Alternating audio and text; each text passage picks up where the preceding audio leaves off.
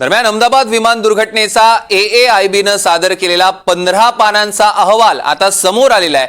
उड्डाणावेळी इंधनच इंजिनापर्यंत पोहोचलं नाही।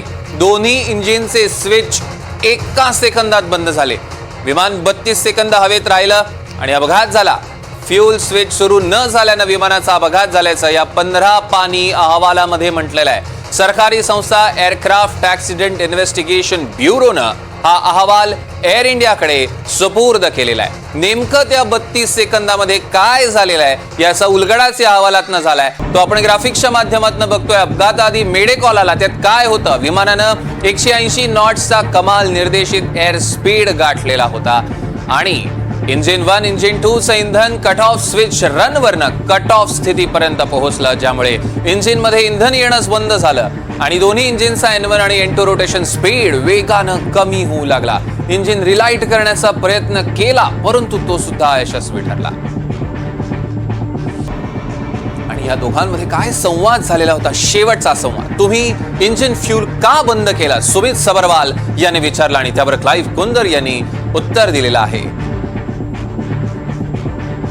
की आपण पुन्हा एकदा बघतोय ग्राफिक्सच्या माध्यमातून। सुमित सबरवाल यांनी विचारलं, तुम्ही इंजिन फ्यूल का बंद केलं? आणि मी काहीही केलं नाही, असं क्लाइव्ह कुंदर यांनी म्हटलेलं आहे। हा त्यांचा विमानातला शेवटचा संवाद।